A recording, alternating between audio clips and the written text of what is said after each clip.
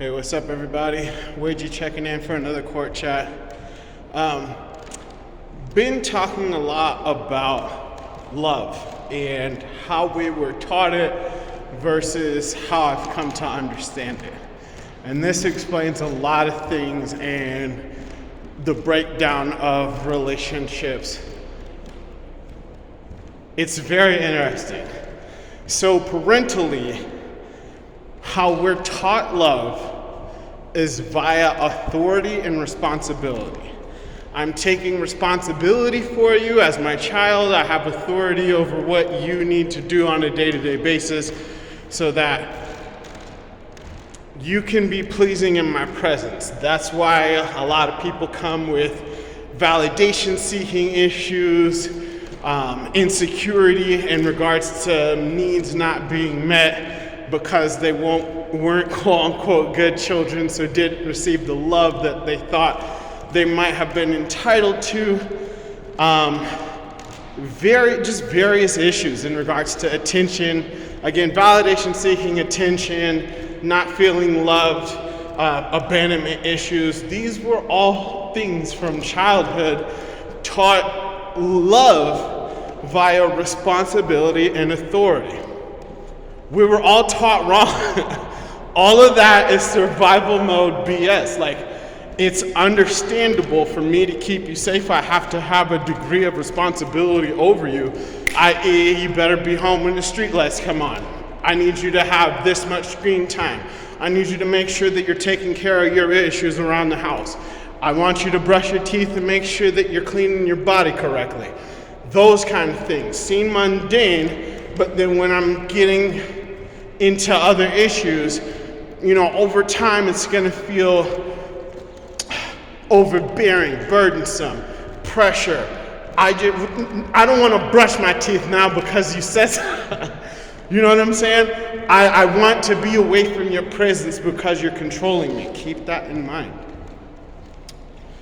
So in relationships, you're asking probably to come into my life. It's been rare for me to ask to go into anybody else's life. I allow people to come into my life. I usually have my life together. There's a world built that you can come into and be a part of. To come into that world, there's going to be expectations because I like my world to be a certain way. This is how I crafted it. This is how I like things.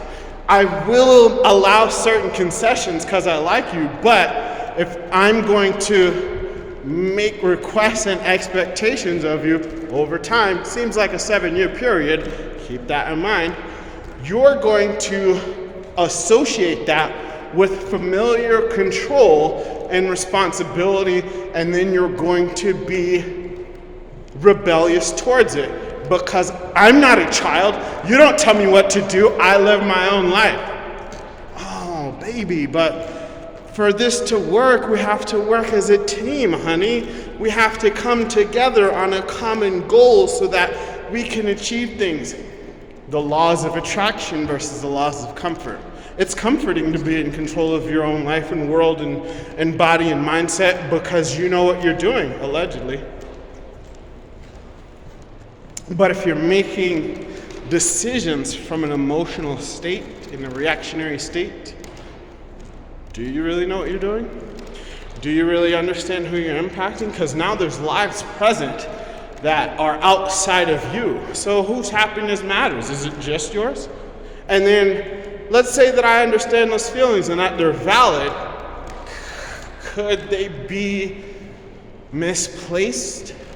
Could some of the directions be misunderstood? I don't necessarily aim to control you, but I would like us to function as a team because I'm trying to go somewhere.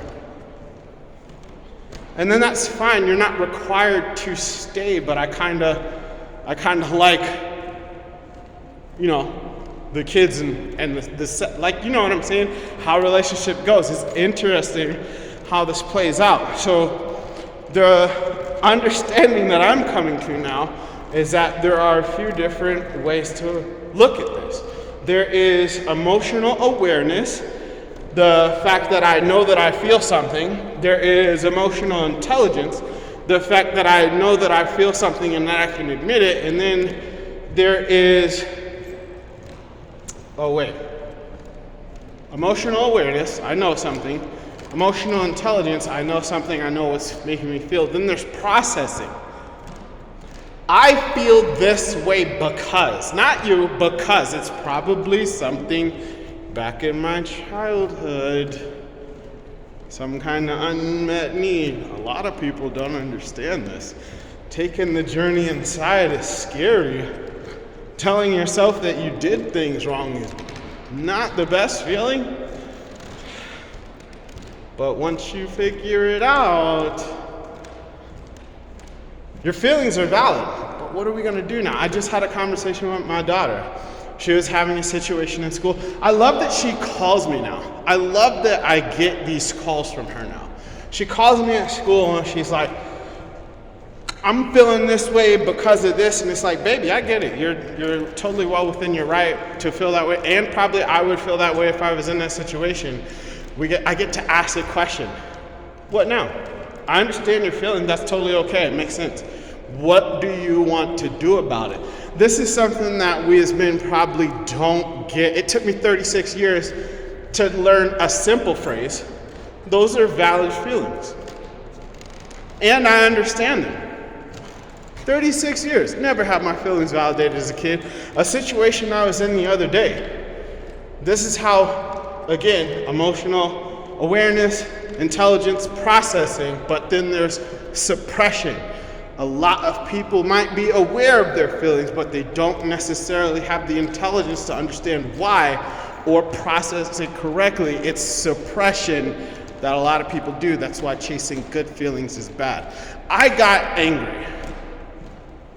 Was in a situation, I'm not in my environment.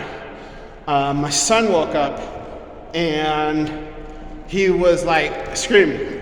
Generally, my son would be with me. If he wakes up, like he searches for you in the bed. Like both of my kids were very, very active sleepers, are very active sleepers. They would search for you in the bed. Like I felt them doing it. I felt their little bodies rolling around to make sure, and like they would know when they found me. I'm a heat source. So like it's a comforting thing, it's a soothing thing, I'm not abandoned thing. So he wakes up, he's having a real, like he's just scared, he doesn't know where he's at, he doesn't know where his people are.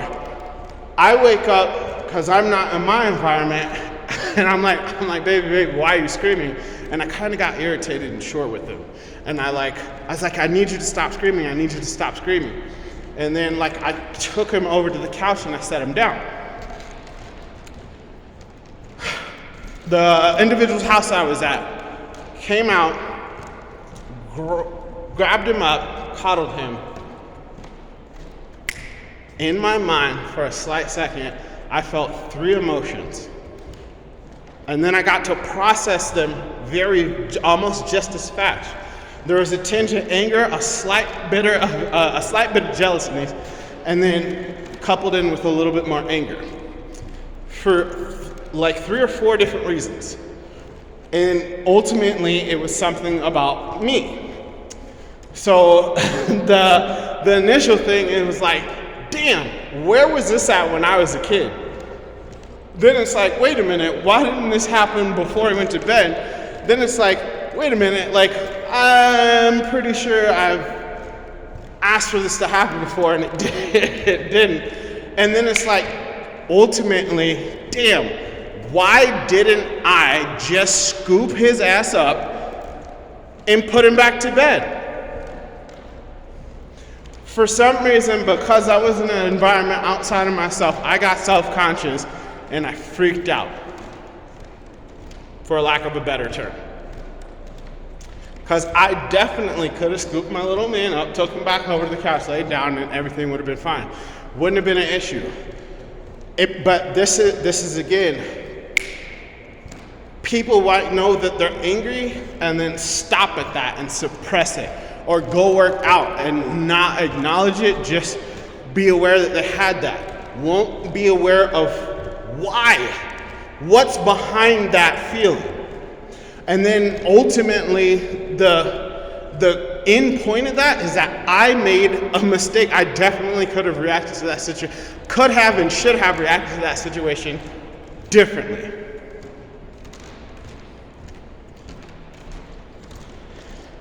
That's processing. That, like, as men, we probably don't even get into that concept. We might be aware, and again, remember, it's more motivating. Anger's more motivating. I know what to do with that as far as processing. Go to the gym, work out, you know what I'm saying? Put that into some kind of activity and work that out. Sadness isn't really applicable to activities. So we convert sadness into anger and process that way, but it's suppression, not processing. And then the intelligence part is like, what's behind those feelings? What's behind that feeling? Are you stuck there? Can you really grasp that feel? Because, like, remember, this happened in under a minute. All this happened in under a minute. This is how fast, and I guess in tune, I'm allowing myself to be with this. Because before, like, it was just chip on my shoulder, angry, trying to forge a path through the universe towards a predetermined goal. It's not until recently that I actually gave myself time to really process how I feel. Got another lovely compliment speaking to a nice young lady. We were at the kids museum. She is a grandmother of one of the children there, whatever. Just got to talking. She's like, like, this sounds like deep work. Have you had a therapist? Like, you have a really nice light about you. And it's like, no, like, this is just YouTube and me not wanting to be angry anymore. So again, we were taught wrong. We were taught a bunch of things incorrectly. It's not your fault, it's how they were taught. Then the whole concept of love. This is, so there's conditional love, terms and conditions apply. Unconditional love, I care about you regardless. I'm sad that you don't see me as your best viable option, but I wish you the best in the world. People be angry about that when they lose people. Abandonment issues, blah, blah, blah, blah, blah. The people that we lose in these relationships is because I feel controlled, because love is responsibility and authority, especially when it's family and children involved. And if you're not processing accurately, if you're suppressing, if you were taught in your family to suppress and move forward, and maybe somebody else was taught in their family to mask and move on, you're doing the same things, or maybe they're mirroring. You're doing the same things, but you're not communicating properly. It's crazy. It's crazy. Hey, find somebody that you love, make that shit work. It's crazy. There's different opportunities though, man. There's a wealth. Because, what is it? Sadhguru, he said, love is just gentleness of the heart. And once you have that, you can become it. If you understand that, you'll solve a lot of your other problems. But yes, you might have been taught wrong, unfortunately, by somebody else who was taught wrong, unfortunately, by somebody else who was taught wrong, unfortunately, because this goes back far beyond what you care to understand. Understanding the nature of these survival mechanisms, I got to forgive some folks. They can't understand it, but I understand them. And because I understand my own, it's so easy to see. It's so easy to see in anybody else now. Why certain things occur. I cut access off to sadness in my life because it didn't motivate me. Now, because I have time to think and process, I allowed myself to do that because I have the understanding and capability of how to process that out, even what's behind it, identifying what's behind it. So this is just something fresh that I've been working on and coming to terms with. Just wanted to share you, not spitting the gospel, just sharing my experience with these particular instances, because as I grow, I care to share. And, again, I appreciate any kind of feedback. I've gotten various comments from people saying that whatever I shared has helped them out. I'm happy for that. This is why I do this. Even it's meant for everybody, but I'm leaving it behind for some people that I care about, but I'm sharing it with anyone because you might be able to draw something from it, and I'm happy that you can. And then this will help you, again, put your life on tracks towards the destination that you want to go.